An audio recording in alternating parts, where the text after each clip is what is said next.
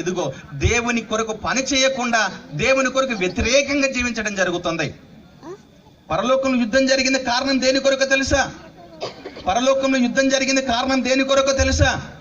అపవాదికి పరలోక రాజ్యం ఇవ్వనందుకు, అపవాదికి పరలోక రాజ్యం ఇవ్వనందుకు వాడు వేసిన ఎత్తుగడేంటిది?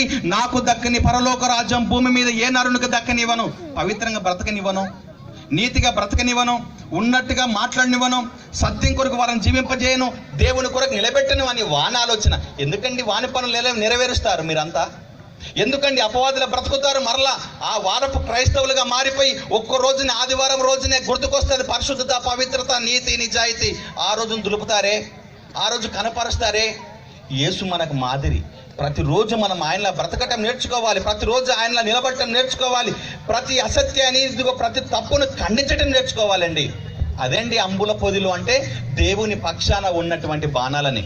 మీ తల్లిదండ్రులని మీ ఇద్దరికి నేనేం చెప్పదలుచుకున్నాను అంటే, ఒకవేళ మీ ఇద్దరు కూడా తల్లిదండ్రులు మీ దేవుని పక్షాన మీరు ఉండకపోతే ఇదిగో మీ పిల్లలు కూడా ఉండేటటువంటి అవకాశం ఏమీ లేదండి.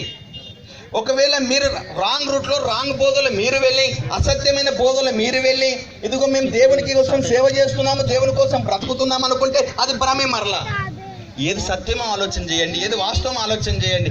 అలానే మీరు బ్రతకండి, మీ పిల్లల్ని అలానే బ్రతికించండి. మీ పిల్లల్ని దేవుని కొరకు పెంచడం నేర్చుకోవాలండి ఈ రోజుల్లో. దేవుని పిల్లలారా, మీరు కానీ మీరు ఆలోచన చేయండి. ఎఫెసీయులకు రాసిన పత్రికలో చక్కని మాట వ్రాయబడింది, తన మహిమ కొరకే మనల్ని పుట్టించుకొనను అనే పదం. మళ్ళీ రెఫరెన్స్ చూస్తే మళ్ళీ గులుగుతారు. తన మహిమ కొరకే ఆయన పుట్టించుకున్నాడట. మరి ఆయన మహిమ కొరకు పుట్టించుకుంటే మన సంబరాలేంటి, మన సంతోషాలేంటి, మన గొప్పతనం ఏంటి?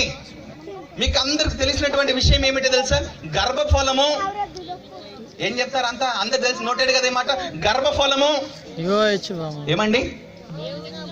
బహుమానం. మీ తల్లిదండ్రులకు పెళ్ళి అయితే, అనగా ఆ యవనులకు పెళ్ళి అయితే అందరూ బహుమానాలు ఇస్తారు. కానీ దేవుడు ఆలోచన చేసింది, నరుడు ఇవ్వని దేవుడు ఇవ్వాలనుకున్నాడు, అదే బహుమానం. అయితే ఆ బహుమానాన్ని ఎవరి కొరకు పెంచుతావు? ఎవరి కొరకు పెంచుతావు? నీ కోరికల వలన పుట్టినవాడు కాదు వచ్చినవాడు.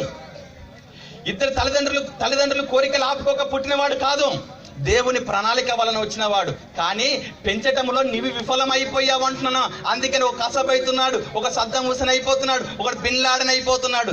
ఇలా